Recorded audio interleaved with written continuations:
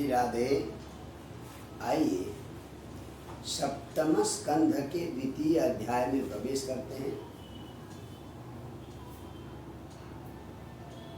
प्रथम अध्याय में कहा गया कि हिरण्याक्ष को, जो दिति का पुत्र था, 12 अवतार लेकर भगवान ने मारा। जब भाई मारा गया तो हिरण्यकश्यपु अत्यधिक क्रोध से व्याकुल हो गया और सब लोगों को समझाता है और कहता कि ये इंद्र का पक्ष लेकर विष्णु ने हमारे भाई को मारा है। तो कहता है तक्ष त्यक्त स्वभाव। विष्णु पहले तो जो है त्यक्त स्वभाव, विष्णु पहले तो सबको समान दृष्टि से देखते थे, अब अपना स्वभाव बदल लिया है। अब केवल देवताओं का पक्ष लेते हैं और मनुष्य क्या नाम हम दैत्यों का पक्ष नहीं लेते। तो इसलिए माया से घृणे माया बनो कसब, उस निर्दयी ने वराह का अवतार लेकर मेरा भाई मारा है।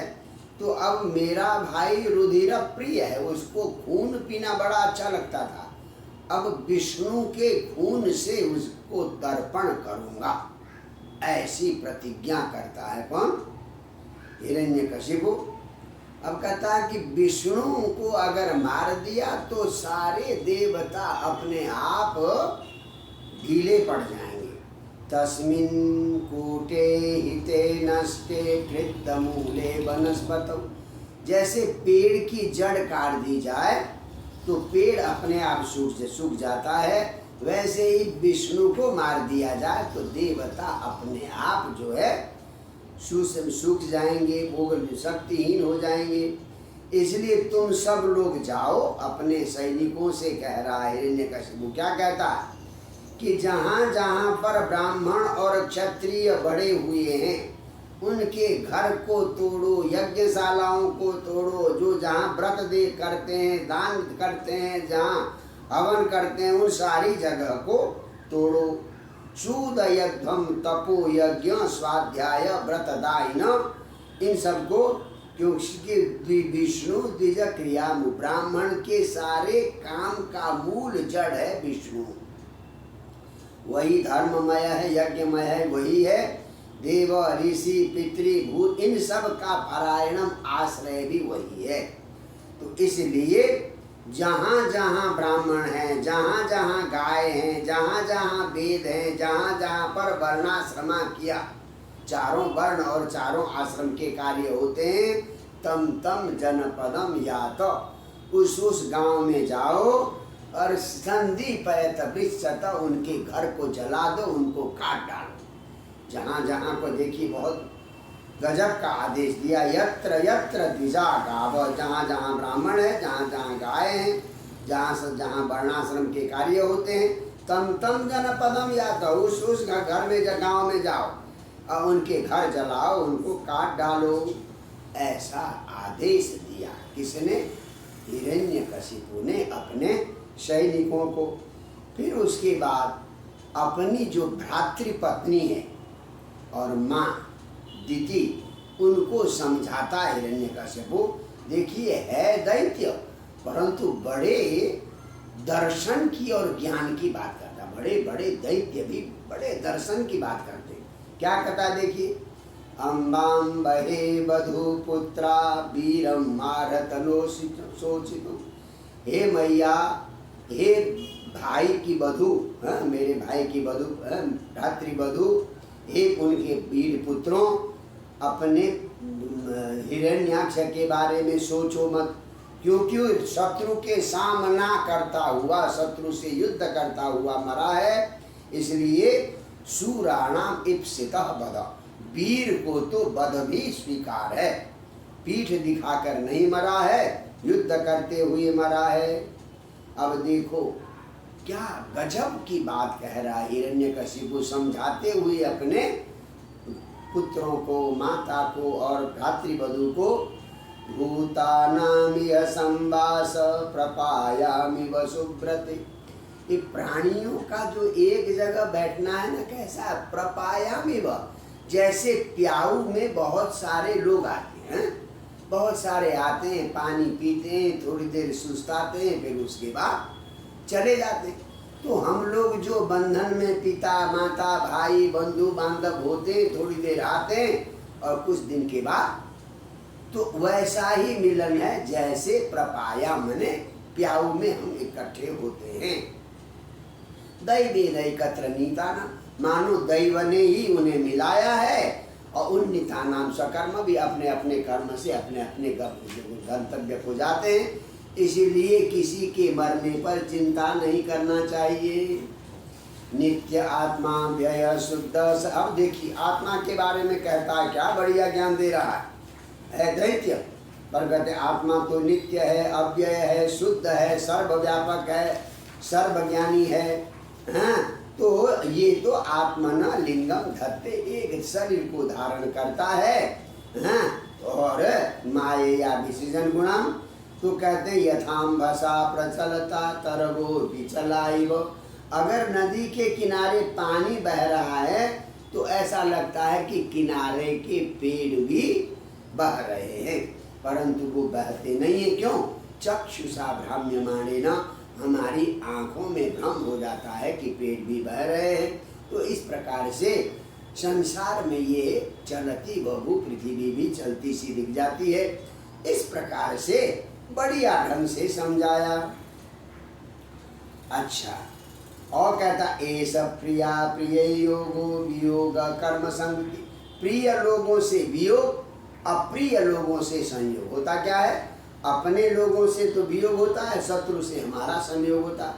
तो कहते हैं तो ये जो है संभव और बिना जन्म और मरण, हाँ, तो ये तो जो है ये तो विधिना कृत, इस प्रकार से है। ये सारी बातें अविवेक से है, बड़े ज्ञान की बात दे रहा है। कौन? हिरण्यकशिपु। अब उनको समझाते हुए एक कहानी भी सुनाता। उसी नरे स्वबुध राजा सुयज्ञ इति विस्तृत। देखो, उसी नर नाम के एक देश में सुयज्ञ नाम का बहुत बड़ा राजा था, बड़ा प्रजाओं का भक्त था। यज्ञ में शत्रु ने उसे मार दिया। जब खबर लगी तो उनके बंधु बांधव वहाँ गए, जमीन में पड़ा हुआ है, तो उसके पैरों को हाथ को आलिंगन करके लोग बाग बड़े विलाप कर रहे हैं। देखिए, अहो विधात्रा करुणेन न प्रभो, इस निर्दयी विधाता ने आपको हमारे से छीन लिया है।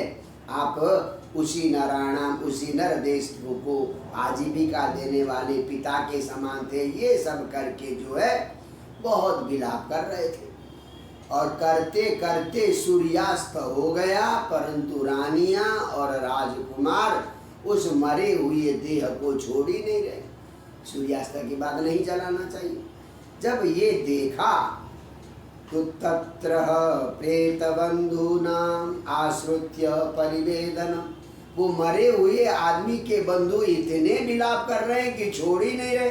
तो एक यमराज, स्वयं यमराज बालक के रूप में आते हैं।